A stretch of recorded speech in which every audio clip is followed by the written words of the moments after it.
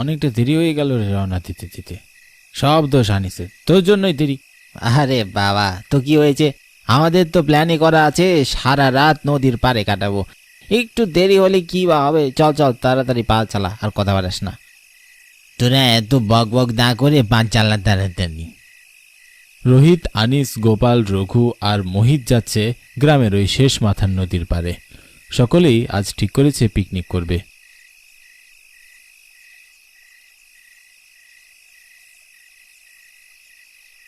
বছরের শেষের দিকে তারা প্রায় প্রতি বছরই এমন আয়োজন করে, তবে এইবারে তারা কিছুটা ব্যতিক্রম করার জন্য নদীর পাড়ে আয়োজন করেছে।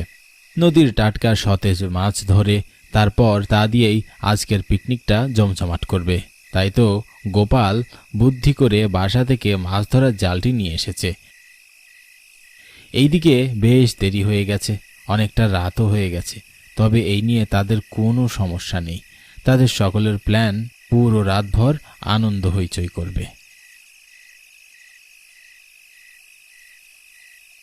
এদিকে দেখতে দেখতে সকলে নদীর পাড়ে পৌঁছে গিয়েছে। নদীর পাড়ে আসতেই নদীর পাড় ঘেঁষে ঠান্ডা শীতল হাওয়া বয়ে গেল, সাথে সাথে যেন সকলের মনটাও ভরে গেল। চারপাশ শান্ত নিস্তব্ধ, শরীর মাঝ বরাবর চাঁদের আলোর কিরণ, আর নদীর পাড় ঘেঁষে বয়ে যাওয়া শীতল হাওয়ায় যেন সকলের এক নতুন প্রকৃতির রূপ দেখতে পেল, যা সাধারণত সকলের চোখে ধরা পড়ে না। চল চল, নৌকাতে উঠে সকলে রওনা দিই। হ্যাঁ, তাই বরং চল, যত তাড়াতাড়ি সম্ভব চল। না জানি মাছ ধরতে কতক্ষণ লাগবে। হ্যাঁ, তাড়াতাড়ি যাওয়াই ভালো। তারা নিজেদের মধ্যে কথাবার্তা বলে নৌকাতে ওঠার সিদ্ধান্ত নিল।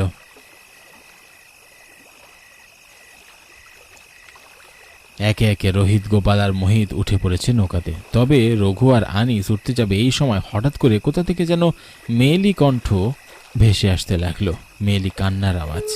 রাত আনুমানিক প্রায় 11টা পার হয়ে গেছে, তবে এত রাতে একটি মেয়ে এখানে কান্না করছে কি করে? এ যেন কোনো সাধারণ বিষয় না। গিয়ে রঘু, কান্নার আওয়াজ শুনতে পাচ্ছিস? হ্যাঁ, আমি তো স্পষ্ট ফুপিয়ে ফুপিয়ে কান্নার আওয়াজ পাচ্ছি, তবে এত রাতে একটি মেয়ে কোথা থেকে আসতে পারে? হয়তো কোনো বিপদে পড়েছে, তাই তো এমন ভাবে কাঁদছে। যা তো, তোরা দুজন গিয়ে দেখে আয় কে ভাবে কাঁদছে, আর আমরা এদিকে নদীতে মাছ ধরতে যাই, হয়তো আমাদেরও দেরি হয়ে যাবে। আনিস, তুই যা ওদের সাথে নৌকাতে, আমি বরং এদিকে যাই। না না, একা যাস না, দুইজনেই যা বরং। হ্যাঁ, তাই ভালো, নয়তো একা যাওয়া ঠিক হবে না এত রাতে। ঠিক আছে, চল। এত রাতে হঠাৎ একটা মেয়ের কান্নার আওয়াজ শুনে মোটেও তারা সেটা উপেক্ষা করতে পারল না, তাই রঘু, আনিস যাচ্ছে মেয়েটির খোঁজে।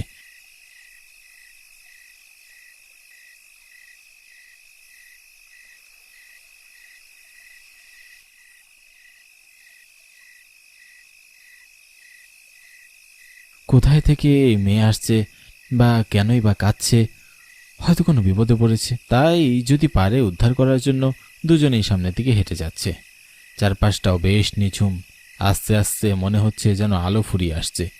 তারা দুজনেই অন্ধকার পরিবেশের ভিতরে ঢুকে পড়ে। আশেপাশে কোথাও কোনো মানুষ নেই, খা খা করছে চারপাশ।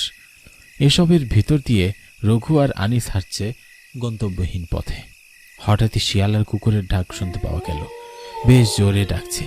তাদের ডাকে যেন মুহূর্তেই চারপাশটা পাল্টে গেল।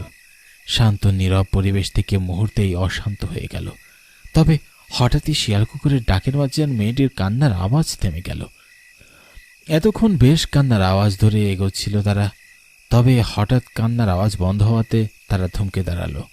প্রায় অনেকটা পথ এগিয়ে গিয়েছে তারা, একেবারে নদীর পাড় ছাড়িয়ে জঙ্গলের ভিতর। কিরে আনিস, কিছু শুনতে পাচ্ছিস? না তো, মেয়েটির কান্নার আওয়াজ তো শুনতে পাচ্ছি না, শুধু শিয়াল কুকুর ডাকছে। হ্যাঁ, তাই তো। ধর, কি এক ঝামেলা, হয়তো মেয়েটি কোথাও চলে গিয়েছে, তাই পাওয়া যাচ্ছে না। চল, আমরা আমাদের জায়গায় ফিরে যাই। তাই ভালো, শুধু শুধু সময় নষ্ট হলো। আনিস আর রঘু মনে মনে খুব বিরক্ত হলো। পিকনিকে এসে যে এতটা সময় নষ্ট হবে তা তারা ভাবতেও পারেনি। এতক্ষণে নিশ্চয়ই তারাও নদীর মাঝখানে চলে গিয়েছে। সব ভাবতে ভাবতে বেশ বিরক্তি ভাব নিয়ে দুজনে আবার হাঁটতে লাগলো নদীর পাড়ের উদ্দেশ্যে। দেখতে দেখতে তারাও নদীর পাড়ে পৌঁছে গেল।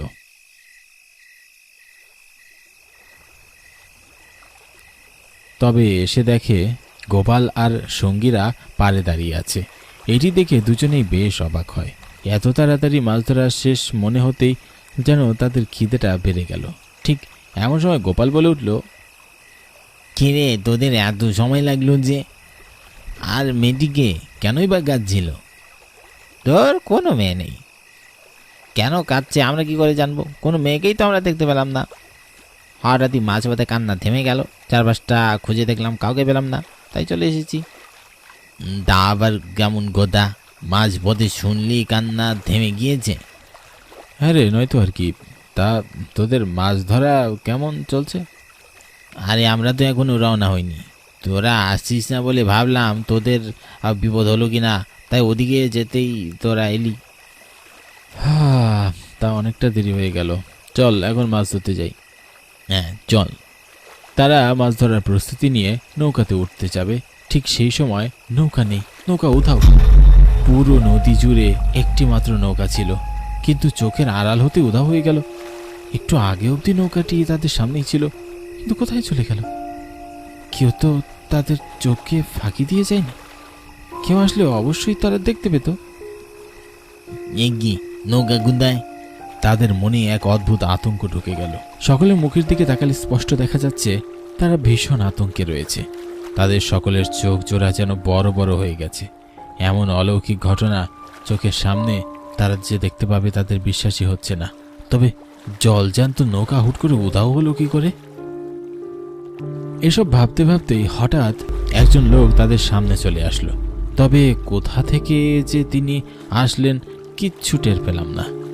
চোখের সামনে আপনা আপনি লোকটি চলে এসেছে। তারা প্রথমে দেখে কিছুটা চমকে উঠল। তবে লোকটির পুরো শরীর চাদর দিয়ে আস্তরণ করা, চোখ দুটো ছাড়া আর কিছুই দেখা যাচ্ছে না। হঠাৎই তিনি বলে উঠল, তোমরা চলে যাও এখান থেকে, তারা যা সময় হয়ে গেছে, বাঁচতে চাইলে চলে যাও। মানে কি বলছেন এসব? কে কে মারবে আমাদের? সে এসেছে, এসেছে, তোমরা পালিয়ে যা, পালিয়ে যা। একথা বলেই লোকটি আর দাঁড়ালো না। চোখের পলকে এমন বয়স্ক লোক এভাবে উধাও হয়ে যেতে দেখলো। এত বয়সে এত জোরে হাঁটতে দেখে সকলেই থমকে গেল। কিন্তু লোকটির কথায় যেন বেশ রহস্য ছিল। তিনিও বেশ ভয় আর আতঙ্কে এসব বলছিলেন। কিন্তু কেন এসব বলে গেলেন? আর কেই বা আসবে? এসব প্রশ্নের উত্তর খুঁজতে যেন তাদের মাথা ঘোরাচ্ছিল। সব কেমন যেন উলট পালট হতে লাগলো। ঠিক এমন সময় তাদের চোখে পড়ল সেই নৌকাটি ভেসে আসছে। তৎক্ষণাৎ তাদের চোখ দুটোকে তারা বিশ্বাস করতে পারল না। ভয়ে যেন সকলেই থরথর করে কাঁপতে লাগলো। নৌকাতে কোনো মাঝি নেই, আপনা আপনি নৌকাটি ভেসে আসছিল তাদের দিকে। এসব দেখে তাদের হাত পা অনবরত কাঁপতে লাগলো। কি করবে আর কেউ বুঝে উঠতে পারছিল না। চোখের আড়ালেই যেন নৌকার গতি বাড়তে লাগলো। তবে এইবারে যেন নৌকা মাঝিহীন নয়, আস্ত একটা যুবতী মেয়ে সাদা শাড়ি পরে নৌকা চালাচ্ছে। তবে এতক্ষণ নৌকায় ছিল না কেউ। হঠাৎ হঠাৎ করে মেয়েটি কোথা থেকে হাজির হলো। তাদের মনে হলো তারা যেন চোখে ভুল দেখতে লাগলো। কিচ্ছুটি আর বিশ্বাস করতে পারল না। ভয়ে তাদের বুকের ভেতরটা দুকদুক করতে লাগলো। ঠিক সে সময় মেয়েটি তাদের সামনে এসে দাঁড়ালো। মেয়েটি সাদা শাড়ি পরা, স্পষ্ট রক্তের দাগ, চোখ দুটো লাল টকটকে, যেন আস্ত গিলে খাবে সকলকে। ঠিক এমন সময় মেয়েটি বলে উঠল, আজ তোদের দিন শেষ, আমার হাতেই তোদের মৃত্যু লেখা আছে। আর তার এই অট্টহাসির শব্দ যেন পুরো পরিবেশকে ঝাঁকিয়ে তুলল। সকলে যেন ভয় আর এক মুহূর্ত দাঁড়িয়ে থাকতে পারল না। কোনো কথা ছাড়া সকলে একসঙ্গে প্রাণপণে দৌড়াতে লাগলো। তাদের পিছনে পিছনে সেই মেয়েটিও হাওয়ায় উঠতে লাগলো। তাদের গতি থেকে মেয়েটির গতি ক্রমাগত বেড়েই চলেছে।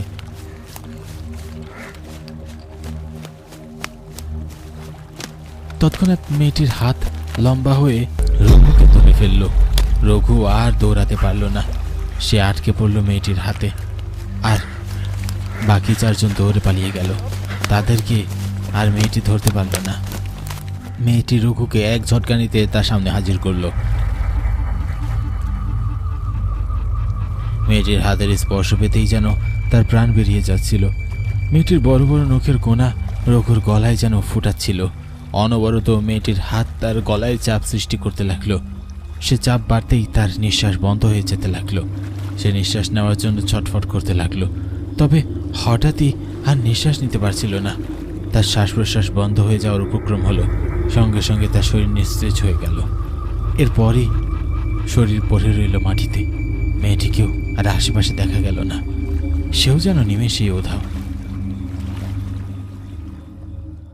পরদিন সকাল হতেই চারপাশ সূর্যের আলোয় বেশ ঝকঝকে করতে লাগলো।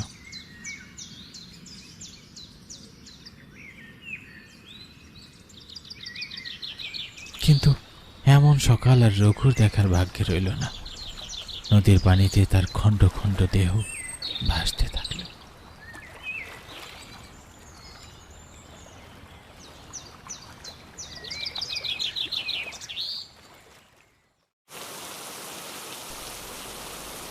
আজ শুক্রবার। আজকে ছুটির দিন যেহেতু, তাই আজ আমার অফিস ছুটি। তাই বিকেলের দিকে বাসার সামনে বারান্দায় বসে আছি। আসলে বাইরে একটু হাঁটবো, সেই উপায় আজ নেই, কারণ আজ বৃষ্টি হচ্ছে। বর্ষাকাল শুরু হয়ে গেছে, তার সাথে সাথে বৃষ্টিও শুরু হয়ে গেছে। আকাশ সব সময় মেঘলা হয়ে আছে। কখনো জোরে বৃষ্টি বা কখনো আস্তে বৃষ্টি হচ্ছে, কিন্তু বৃষ্টি অবিরাম ধারায় পড়েই চলেছে। যাই হোক, আমি হচ্ছি সাইফুল ইসলাম। আমি সরকারি চাকরি করি। ঢাকাতে আমার কর্মক্ষেত্র। আর আমার বাসা টাঙ্গাইল জেলার একটি গ্রামে। ঢাকায় একটি বাসায় আমরা 3 বন্ধু ভাড়া থাকি। এখন আমি বাসায় একাই আছি। আমার বাকি 2 বন্ধু বৃষ্টির মধ্যেও আজ সকালে একটা কাজে অন্য একটা কোথাও গিয়েছে। ওরা রাতে আবার বাসায় আসবে। আর আজ আমি বাসায় সারাদিন অলস সময় কাটাচ্ছি।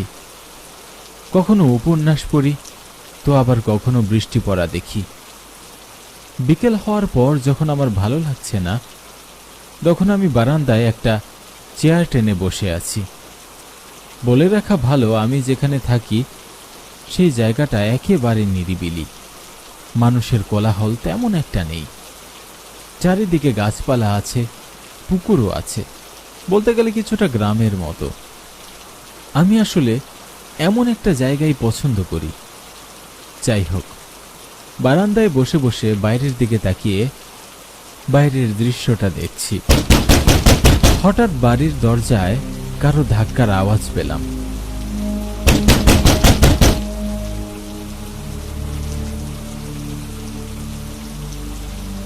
এই বৃষ্টির মধ্যে আবার কে আসলো? আমার বন্ধু তো রাতে আসবে বলেছে, কি জানি আবার এখনই আসলো নাকি।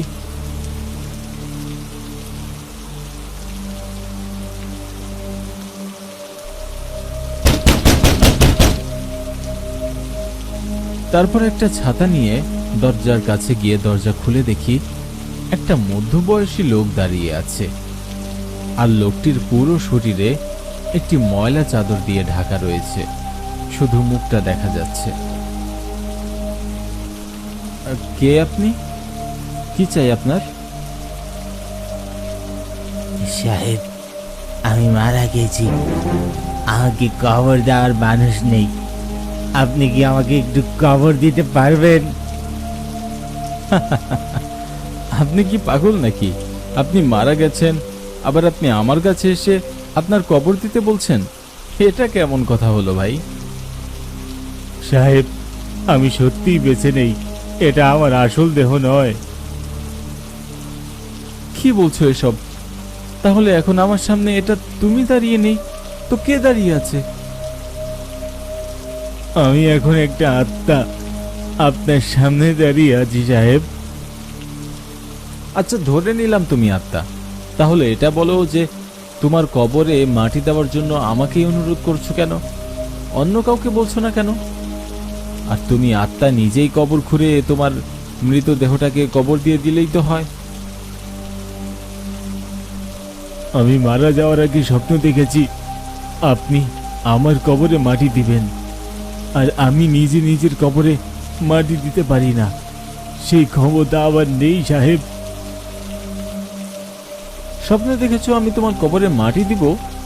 আচ্ছা এটা বলো তো, তুমি মারা গেলে কি করে? আমি একজন সফল ব্যবসায়ী সাহেব।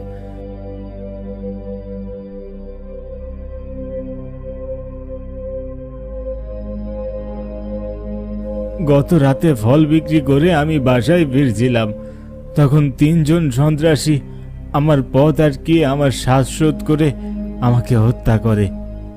আর তারপর আমার টাকাগুলো সব নিয়ে আমাকে একটা কবরস্থানে নিয়ে গিয়ে কবর খুঁড়ে আমাকে সেই কবরের মধ্যে ফেলে দেয়। কিন্তু আমার কবরে তারা মাটি দিতে পারেনি। তারা যেমনি আমায় মাটি দিতে যাবে তখনই তাদের মুখ থেকে রক্ত বের হয়ে আসে আর তারা মারা যায়। এবং সেই 3 জন সন্ত্রাসী আমার কবরের পাশেই মরে পড়ে আছে। ওই 3 জন সন্ত্রাসীর মুখ থেকে রক্ত বের হয়ে মারা গেল কেন? আর যদি গত রাতে এই সব ঘটেই থাকে, তাহলে আজ সারাদিন তোমাদের মৃতদেহগুলো কোনো লোক দেখলো না কেন? ওই 3 সন্ত্রাসী লোক কেন মারা গেল এটা আমি জানি না সাহেব। হতে পারে খোদাই তাদের পাপের শাস্তি দিয়ে তাদেরকে শিক্ষা দেওয়ার চেষ্টা করেছে। আর সাহেব, ওই কবরস্থান খুবই নির্জন জায়গা। কেউ মারা গেলে লোকজন সেখানে শুধু মৃত ব্যক্তিটিকে কবর দিতেই যায়। তাছাড়া ওই জায়গায় দিন বা রাতে কোনো সময় কেউই যায় না। তাই কেউ জানে না যে আমার লাশ সন্ত্রাসীদের কারণে ওখানেই পড়ে আছে। তোমার কথা আমার বিশ্বাস হচ্ছে না। এমনটা তো কখনোই সম্ভব না। তুমি আমার সাথে মজা করছো, তাই না? না সাহেব, মজা নয়। আমার সাথে কবরস্থানে চলুন, তাহলে সব কিছু আপনি বুঝতে পারবেন। এই বৃষ্টির মধ্যে তোমার সাথে আবার কবরস্থানে যাব? পাগল হয়ে গেলে নাকি? হ্যাঁ, আর তোমার কথা তো আমার বিশ্বাসই হচ্ছে না। সাহেব, একবার চলুন। আপনি গিয়ে শুধু আমার কবরে একটু মাটি দিবেন, তারপর চলে আসবেন। আপনার কোনো ক্ষতি হবে না। কবরস্থান বেশি দূরে নয়, যেতে খুব একটা সময়ও লাগবে না। তারপর লোকটির জোরাজুরিতে রাজি হয়ে গেলাম। আসলে আমারও একটু কৌতূহল জাগছে, এটা ভেবে যে লোকটি এতক্ষণ আমায় এসব কি বলছে, এগুলো বলার মানে কি। বিষয়টা পরিষ্কার হওয়া দরকার। আমি তো এখনো বিষয়টি বিশ্বাসই করতে পারছি না।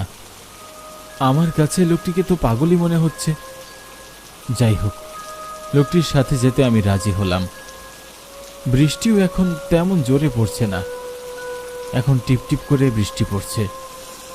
এবার আমি লোকটির সাথে চলা শুরু করলাম। লোকটি সামনে হাঁটছে আর আমি লোকটিকে অনুসরণ করে পিছু পিছু হাঁটছি।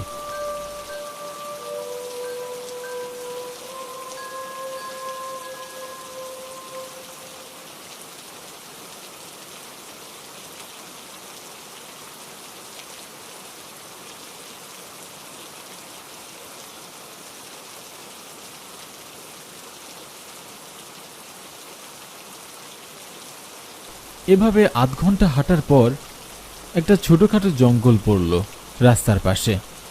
লোকটি সেই দিকে গেল। এবার আমি লোকটিকে ডাক দিলাম, জঙ্গলের দিকে সে কেন যাচ্ছে? কিন্তু লোকটি আমার কথার কোনো উত্তর দিল না। আর কি, আমিও গেলাম লোকটির পিছু পিছু জঙ্গলের মধ্যে।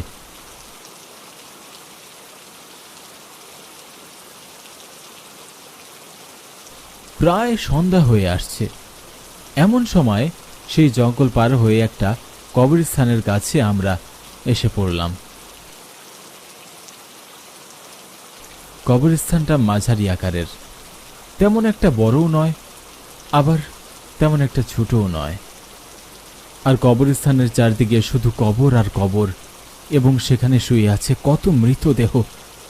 এটা ভাবলেই গায়ের লোম যেন দাঁড়িয়ে যাচ্ছে। আমি এবার মনে সাহস সঞ্চয় করলাম এবং এটা ভেবে অবাক হলাম যে আমার থাকার জায়গা থেকে এত কাছাকাছি এখানে এমন নির্জন জায়গায় কবরস্থান আছে, সত্যি আমার জানাই ছিল না। অনেকদিন হলো এই এলাকায় বাসা ভাড়া নিয়েছি, কিন্তু এর আগে এই কবরস্থানের কথা তো শুনিনি। আসা তো দূরেরই কথা। যাই হোক, এবার লোকটির পিছু পিছু কবরস্থানের আরও ভিতরে গিয়ে দেখলাম 3টা মৃতদেহ পড়ে আছে, আর তার পাশে একটা বড় খোঁড়া আছে, কিন্তু কবরে কোনো মাটি দেওয়া হয়নি। কবরের পাশে মাটি জড়ো হয়ে আছে, আর কাছে একটা কোদাল। আমি এবার এটা দেখে ভয় পাওয়ার থেকে অনেক বেশি অবাক হলাম যে লোকটি তার মানে আমায় সব সত্যি কথা বলেছিল। এই 3 ব্যক্তি তাহলে লোকটিকে খুন করেছে, আর তারপর তাদের মুখ থেকে রক্ত পড়ে তারা 3 জনও মারা গিয়েছে। না, এটা তো কোনোভাবেই হতে পারে না। এটা কি করে সম্ভব? তারপর সামনে তাকিয়ে দেখি লোকটিকে মাটি দেওয়া হয়নি। সে কবরস্থানের পাশে দাঁড়িয়ে কবরের মধ্যে তাকিয়ে আছে। এবার আমার অনেক কৌতূহল হলো, লোকটি কবরের মধ্যে তাকিয়ে কি দেখছে তা দেখার জন্য আমি এগিয়ে গেলাম। এগিয়ে গিয়ে লোকটির পাশে দাঁড়িয়ে কবরের দিকে তাকিয়ে যা দেখলাম, এতে আমার কৌতূহল যে এভাবে মিটবে আমি কখনো ভাবতেও পারিনি। আমি কবরের দিকে তাকানোর পর দেখলাম যে লোকটির সাথে আমি একটু আগে কথা বললাম, যাকে পাগল ভাবলাম, সে এখন আমার পাশে দাঁড়িয়ে আছে, আর সেই লোকটি কিনা কবরের মধ্যে শুয়ে আছে। লোকটির চোখ একেবারে বন্ধ। লোকটিকে দেখেই বোঝা যাচ্ছে যে প্রাণহীন একটা দেহ কবরে শুয়ে আছে। আর এটা দেখে আমার ভয় হওয়ার থেকে প্রচণ্ড অবাক হলাম, আর আমি যেন বাকরুদ্ধ হয়ে গেলাম। আমার মুখে যেন কোনো কথা নেই। কবরের মধ্যে থাকা ব্যক্তি আর আমার পাশে যে আছে, যার সাথে কিছুক্ষণ আগেও আমি কথা বললাম, তারা দুজন দেখতে হুবহু একই রকম। এটা কি করে হতে পারে? আর আমার পাশে যে আছে, তাহলে সে কে? এবার আমি আমার পাশে দাঁড়িয়ে থাকা সেই লোকটির দিকে তাকালাম। তাকিয়ে দেখি সে নেই, একেবারে উধাও। চারিদিকে তাকিয়ে দেখি লোকটি কোথাও নেই। পুরো কবরস্থানে শুধু আমি একা দাঁড়িয়ে আছি। এবার আমার একটু ভয় ভয় করতে লাগলো।